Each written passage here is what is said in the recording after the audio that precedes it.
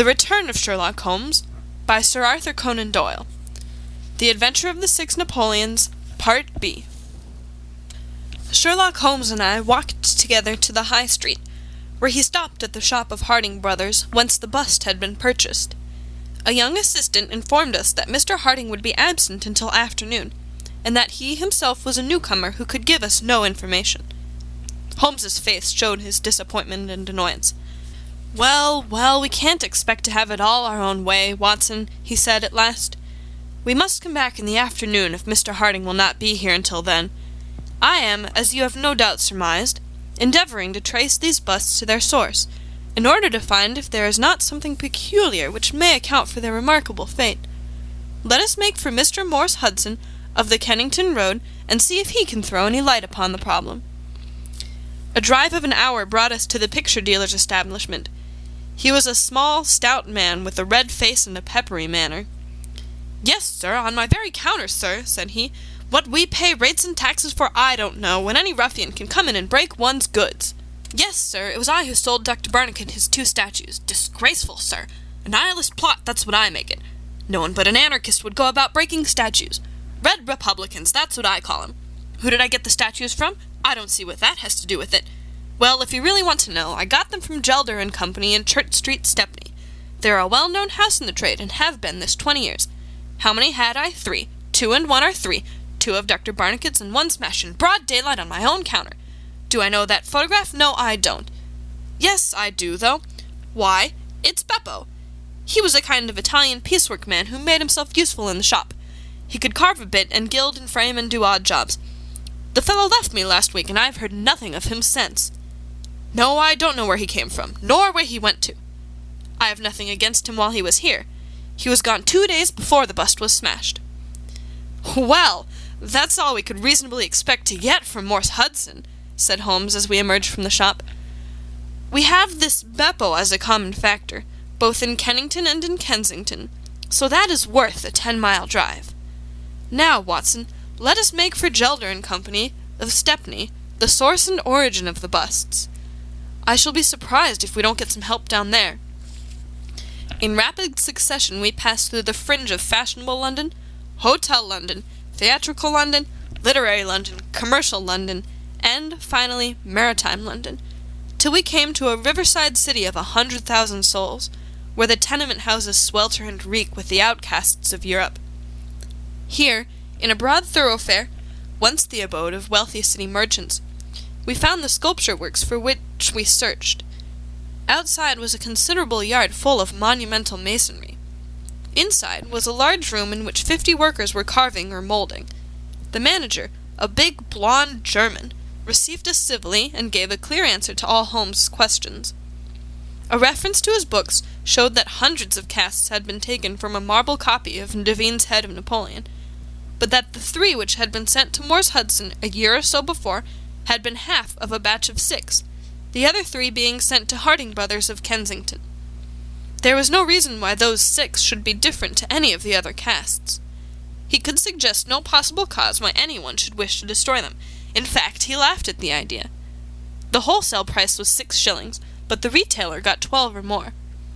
The cast was taken in 2 moulds from each side of the face, and then these 2 profiles of plaster of Paris were joined together to make the complete bust. The work was usually done by Italians in the room we were in. When finished, the busts were put on a table in the passage to dry, and afterwards stored. That was all he could tell us. But the production of the photograph had a remarkable effect upon the manager. His face flushed with anger, and his brows knotted over his blue Teutonic eyes. "Ah, the rascal!" he cried. "Yes, indeed, I know him very well. This has always been a respectable establishment, and the only time that we have ever had the police in it was over this very fellow. It was more than a year ago now. He knifed another Italian in the street, and then he came into the works with the police on his heels, and he was taken here. Beppo was his name. His second name I never knew. Served me right for engaging a man with such a face. But he was a good workman, one of the best." "What did he get?" "The man lived, and he got off with a year. I have no doubt he is out now, but he has not dared to show his nose here." We have a cousin of his here, and I dare say he could tell you where he is." "No, no," cried Holmes. "Not a word to the cousin, not a word, I beg you. The matter is very important, and the farther I go with it, the more important it seems to grow. When you referred in your ledger to the sale of those casts, I observed that the date was June 3rd of last year. Could you give me the date when Beppo was arrested?" "I could tell you roughly by the pay list," the manager answered. "Yes," he continued, after some turning over of pages. "He was paid last on May 20th. "Thank you," said Holmes. "I don't think that I need intrude upon your time and patience any more." With a last word of caution that he should say nothing as to our researches, we turned our faces westward once more. The afternoon was far advanced before we were able to snatch a hasty luncheon at a restaurant. A newsbill at the entrance announced, "Kensington outrage, murder by a madman," and the contents of the paper showed that Mr. Horace Harker had got his account into print after all. 2 columns were occupied with a highly sensational and flowery rendering of the whole incident. Holmes propped it against the cruet stand and read it while he ate. Once or twice he chuckled. "This is all right, Watson," said he. "Listen to this. It is satisfactory to know that there can be no difference of opinion upon this case, since Mr. Lestrade, one of the most experienced members of the official force, and Mr. Sherlock Holmes, the well-known consulting expert, have each come to the conclusion that the grotesque series of incidents, which have ended in so tragic a fashion, arrive from lunacy rather than from deliberate crime. No explanation save mental aberration can cover the facts. The press, Watson, is a most valuable institution if you only know how to use it. And now, if you have quite finished, we will hark back to Kensington and see what the manager of Harding Brothers has to say to the matter." The founder of that great emporium proved to be a brisk, crisp little person, very dapper and quick, with a clear head and a ready tongue. "Yes, sir, I've already read the account in the evening papers. Mr. Horace Harker is a customer of ours. We supplied him with the bust some months ago. We ordered 3 busts of that sort from Gelder and Company of Stepney. They are all sold now." "To whom?" "Oh, I dare say by consulting our sales book we could very easily tell you. Yes, we have the entries here. 1 to Mr. Harker, you see, and 1 to Mr. Josiah Brown of Laburnum Lodge, Laburnum Vale, Chiswick, and 1 to Mr. Sandford of Lower Grove Road, Reading. No, I have never seen this face which you show me in the photograph. You would hardly forget it, would you, sir, for I have seldom seen an uglier. Have we any Italians on the staff?" "Yes, sir, we have several among our work people and cleaners. I dare say they might get a peep at that sales book if they wanted to. There is no particular reason for keeping a watch upon that book. Well, well, it's a very strange business, and I hope that you'll let me know if anything comes of your inquiries." Holmes had taken several notes during Mr. Harding's evidence, and I could see that he was thoroughly satisfied by the turn which affairs were taking. He made no remark, however, save that, unless we hurried, we should be late for our appointment with Lestrade. Sure enough, when we reached Baker Street the detective was already there, and we found him pacing up and down in a fever of impatience. His look of importance showed that his day's work had not been in vain. "Well," he asked, "what luck, Mr. Holmes?" "We have had a very busy day, and not entirely a wasted one," my friend explained. "We have seen both the retailers and also the wholesale manufacturers. I can trace each of the busts now from the beginning." "The busts!" cried Lestrade. "Well, well, you have your own methods, Mr. Sherlock Holmes, and it is not for me to say a word against them. But I think I have done a better day's work than you. I have identified the dead man." "You don't say so." "And found a cause for the crime." "Splendid!" "We have an inspector who makes a speciality of Saffron Hill and the Italian quarter. Well, this dead man had some Catholic emblem round his neck, and that, along with his colour, made me think he was from the south. Inspector Hill knew him the moment he caught sight of him. His name is Pietro Venucci, from Naples, and he is one of the greatest cutthroats in London. He is connected with the Mafia, which, as you know, is a secret political society, enforcing its degrees by murder. Now you see how the affair begins to clear up. The other fellow is probably an Italian also, and a member of the Mafia. He has broken the rules in some fashion. Pietro is set upon his track. Probably the photograph we found in his pocket is the man himself, so that he may not knife the wrong person. He dogs the fellow. He sees him enter a house. He waits outside for him, and in the scuffle he receives his own death wound. How is that, Mr. Sherlock Holmes?" Holmes clapped his hands approvingly. "Excellent, Lestrade, excellent," he cried. "But I don't quite follow your explanation of the destruction of the busts." "The busts! You can never get those busts out of your head. After all, that is nothing. Petty larceny, 6 months to the most. It is the murder that we are really investigating, and I tell you that I am gathering all the threads into my hands." "And the next stage?" "It is a very simple one. I shall go down with Hill to the Italian quarter, find the man whose photograph we have got, and arrest him on the charge of murder. Will you come with us?" "I think not. I fancy we can attain our end in a simpler way. I can't say for certain, because it all depends. Well, it all depends upon a factor which is completely outside our control. But I have great hopes. In fact, the betting is exactly 2-1, that if you will come with us tonight, I shall be able to help you lay him by the heels." "In the Italian quarter?" "No, I fancy Chiswick is an address which is more likely to find him. If you will come with me to Chiswick tonight, Lestrade, I'll promise to go to the Italian quarter with you tomorrow, and no harm will be done by the delay. And now I think that a few hours' sleep would do us all good, for I do not propose to leave before 11 o'clock, and it is unlikely that we shall be back before morning. You'll dine with us, Lestrade, and then you are welcome to the sofa until it is time for us to start. In the meantime, Watson, I should be glad if you would ring for an express messenger, for I have a letter to send, and it is important that it should go at once." Holmes spent the evening in rummaging among the files of the old daily papers with which one of our lumber rooms was packed. When at last he descended, it was with triumph in his eyes, but he said nothing to either of us as to the result of his researches. For my own part, I had followed step by step the methods by which he had traced the various windings of this complex case, and, though I could not yet perceive the goal which we would reach, I understood clearly that Holmes expected this grotesque criminal to make an attempt upon the 2 remaining busts, one of which I remembered was at Chiswick. No doubt the object of our journey was to catch him in the very act, and I could not but admire the cunning with which my friend had inserted a wrong clue in the evening paper, so as to give the fellow the idea that he could continue his scheme with impunity. I was not surprised when Holmes suggested that I should take my revolver with me. He had himself picked up the loaded hunting crop which was his favorite weapon.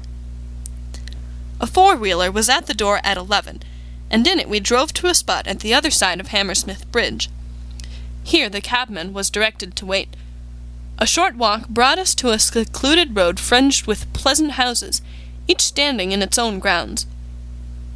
In the light of a street lamp we read Laburnum Villa upon the gate-post of one of them. Its occupants had evidently retired to rest, for all was dark save for a fanlight over the hall door, which set a single blurred circle on to the garden path. The wooden fence which separated the grounds from the road threw a dense black shadow upon the inner side, and here it was that we crouched.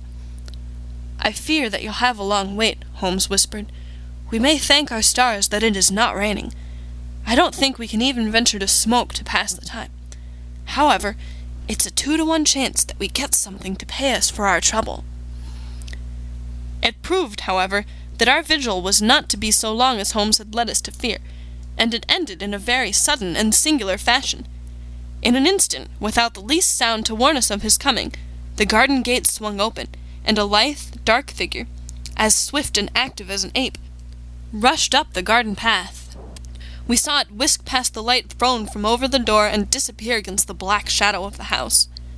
There was a long pause, during which we held our breath, and then a very gentle creaking sound came to our ears. The window was being opened. The noise ceased, and again there was a long silence. The fellow was making his way into the house. We saw the sudden flash of a dark lantern inside the room. What he sought was evidently not there, for again we saw the flash through another blind, and then through another. "Let us go to the open window. We will nab him as he climbs out," Lestrade whispered. But before we could move, the man had emerged again. As he came out into the glimmering patch of light, we saw that he carried something white under his arm. He looked stealthily all round him. The silence of the deserted street reassured him. Turning his back upon us, he laid down his burden, and the next instant there was the sound of a sharp tap, followed by a clatter and rattle. The man was so intent upon what he was doing that he never heard our steps as we stole across the grass plot. With the bound of a tiger, Holmes was on his back, and an instant later Lestrade and I had him by either wrist, and the handcuffs had been fastened. As we turned him over, I saw a hideous, sallow face with writhing, furious features, glaring up at us, and I knew that it was indeed the man of the photograph whom we had secured. But it was not our prisoner to whom Holmes was giving his attention. Squatted on the doorstep, he was engaged in most carefully examining that which the man had brought from the house. It was a bust of Napoleon like the one which we had seen that morning, and it had been broken into similar fragments. Carefully Holmes held each separate shard to the light, but in no way did it differ from any other shattered piece of plaster. He had just completed his examination when the hall lights flew up, the door opened, and the owner of the house, a jovial, rotund figure in shirt and trousers, presented himself. "Mr. Josiah Brown, I suppose," said Holmes. "Yes, sir, and you, no doubt, are Mr. Sherlock Holmes? I had the note which you sent by the express messenger, and I did exactly what you told me. We locked every door on the inside and awaited developments. Well, I'm very glad to see that you have got the rascal. I hope, gentlemen, that you will come in and have some refreshment." However, Lestrade was anxious to get his man into safe quarters, and so within a few minutes our cab had been summoned, and we were all four upon our way to London. Not a word would our captive say, but he glared at us from the shadow of his matted hair, and once, when my hand seemed within his reach, he snapped at it like a hungry wolf. We stayed long enough at the police station to learn that a search of his clothing revealed nothing save a few shillings and a long sheath knife, the handle of which bore copious traces of recent blood. "That's all right," said Lestrade, as we parted. "Hill knows all these gentry, and he will give a name to him. You'll find that my theory of the Mafia will work out all right. But I'm sure I am exceedingly obliged to you, Mr. Holmes, for the workmanlike way in which you laid hands upon him. I don't quite understand it all yet." "I fear it is rather too late an hour for explanations," said Holmes. "Besides, there are one or two details which are not finished off, and it is one of those cases which are worth working out to the very end. If you will come round once more to my rooms at 6 o'clock tomorrow, I think I shall be able to show you that even now you have not grasped the entire meaning of this business, which presents some features which make it absolutely original in the history of crime. If ever I permit you to chronicle any more of my little problems, Watson, I foresee that you will enliven your pages by an account of the singular adventure of the Napoleonic busts." When we met again next evening, Lestrade was furnished with much information concerning our prisoner. His name, it appeared, was Beppo, second name unknown. He was a well-known ne'er-do-well among the Italian colony. He had once been a skilful sculptor and had earned an honest living, but he had taken to evil courses and had twice already been in jail. Once for a petty theft, and once, as we had already heard, for stabbing a fellow countryman. He could talk English perfectly well. His reasons for destroying the busts were still unknown, and he refused to answer any questions upon the subject. But the police had discovered that these same busts might very well have been made by his own hands, since he was engaged in this class of work at the establishment of Gelder and Company. To all this information, much of which we already knew, Holmes listened with polite attention, but I, who knew him so well, could clearly see that his thoughts were elsewhere, and I detected a mixture of mingled uneasiness and expectation beneath that mask which he was wont to assume. At last he started in his chair and his eyes brightened. There had been a ring at the bell. A minute later we heard steps upon the stairs, and an elderly, red-faced man with grizzled side whiskers was ushered in. In his right hand he carried an old-fashioned carpet-bag, which he placed upon the table. "Is Mr. Sherlock Holmes here?" My friend bowed and smiled. "Mr. Sandford of reading, I suppose," said he. "Yes, sir, I fear that I am a little late, but the trains were awkward. You wrote to me about a bust that is in my possession?" "Exactly." "I have your letter here. You said, 'I desire to possess a copy of Devine's Napoleon, and am prepared to pay you £10 for the one which is in your possession.' Is that right?" "Certainly." I was very much surprised at your letter, for I could not imagine how you knew that I owned such a thing." "Of course you must have been surprised, but the explanation is very simple. Mr. Harding of Harding Brothers said that they had sold you their last copy, and he gave me your address." "Oh, that was it, was it? Did he tell you what I paid for it?" "No, he did not." "Well, I'm an honest man, though not a very rich one. I only gave 15 shillings for the bust, and I think you ought to know that before I take 10 pounds from you." "I am sure the scruple does you honor, Mr. Sandford, but I have named that price, and so I intend to stick to it." "Well, it is very handsome of you, Mr. Holmes.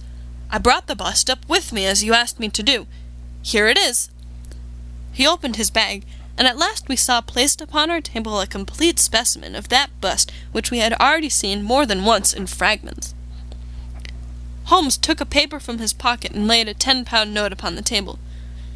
"You will kindly sign that paper, Mr. Sandford, in the presence of these witnesses. It is simply to say that you transfer every possible right that you ever had in the bust to me. I am a methodical man, you see, and you never know what turn events might take afterwards. Thank you, Mr. Sandford. Here's your money, and I wish you a very good evening." When our visitor had disappeared, Sherlock Holmes's movements were such as to rivet our attention. He began by taking a clean white cloth from a drawer and laying it over the table. Then he placed his newly acquired bust in the center of the cloth. Finally, he picked up his hunting crop and struck Napoleon a sharp blow on the top of the head. The figure broke into fragments, and Holmes bent eagerly over the shattered remains. Next instant, with a loud shout of triumph, he held up one splinter, in which a round, dark object was fixed like a plum in a pudding. "Gentlemen," he cried, "let me introduce you to the famous Black Pearl of the Borgias." Lestrade and I sat silent for a moment, and then, with a spontaneous impulse, we both broke out clapping as at the well-wrought crisis of a play.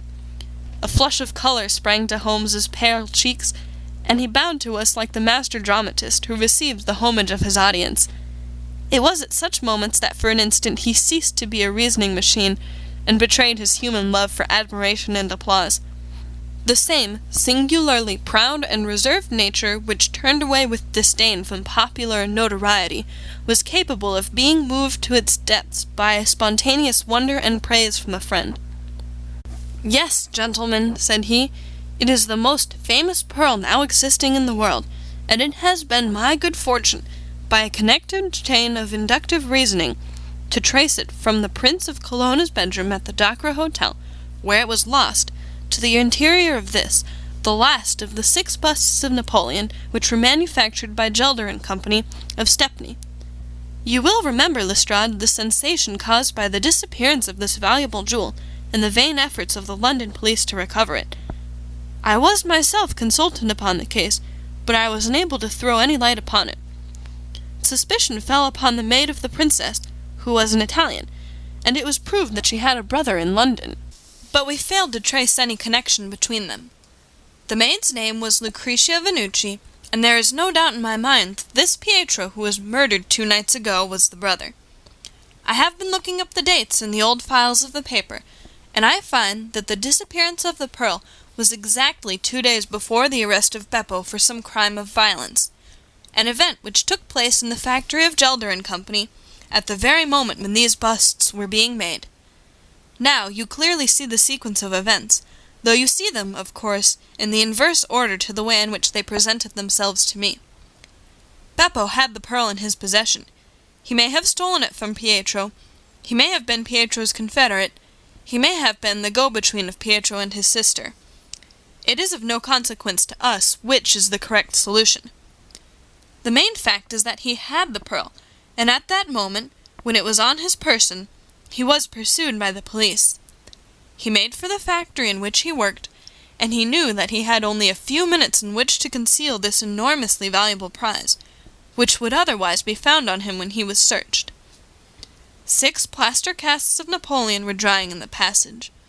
One of them was still soft. In an instant Beppo, a skilful workman, made a small hole in the wet plaster, dropped in the pearl, and with a few touches covered over the aperture once more. It was an admirable hiding-place. No one could possibly find it. But Beppo was condemned to a year's imprisonment, and in the meanwhile his 6 busts were scattered over London. He could not tell which contained his treasure. Only by breaking them could he see.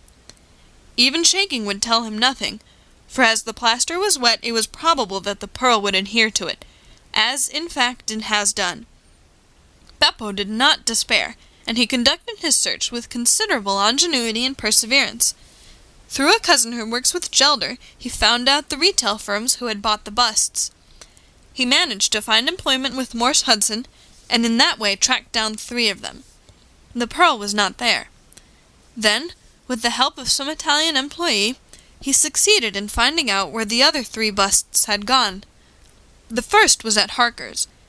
There he was dogged by his confederate, who held Beppo responsible for the loss of the pearl, and he stabbed him in the scuffle which followed.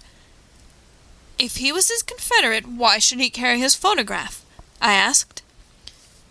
As a means of tracking him if he wished to inquire about him from any third person. That was the obvious reason. Well, after the murder I calculated that Beppo would probably hurry rather than delay his movements. He would fear that the police would read his secret, and so he hastened on before they should get ahead of him. Of course, I could not say that he had not found the pearl in Harker's bust. I had not even concluded for certain that it was the pearl, but it was evident to me that he was looking for something, since he carried the bust past the other houses in order to break it in the garden which had a lamp overlooking it. Since Harker's bust was 1 in 3, the chances were exactly as I told you, 2 to 1 against the pearl being inside it. There remained 2 busts, and it was obvious that he would go for the London one first. I warned the inmates of the house, so as to avoid a second tragedy, and we went down with the happiest results. By that time, of course, I knew for certain that it was the Borgia pearl that we were after. The name of the murdered man linked the one event with the other. There only remained a single bust, the reading one, and the pearl must be there. I bought it in your presence from the owner, and there it lies." We sat in silence for a moment. "Well," said Lestrade, "I've seen you handle a good many cases, Mr. Holmes, but I don't know that I ever knew a more workmanlike one than that. We're not jealous of you at Scotland Yard.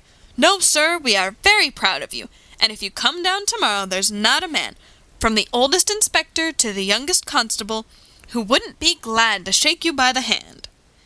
"Thank you," said Holmes. "Thank you." And as he turned away it seemed to me that he was more nearly moved by the softer human emotions than I had ever seen him. A moment later he was the cold and practical thinker once more. "Put the pearl in the safe, Watson," said he, "and get out the papers of the Conk-Singleton forgery case. Goodbye, Lestrade. If any little problem comes your way I shall be happy, if I can, to give you a hint or two as to its solution." End of The Adventure of the Six Napoleons, Part B.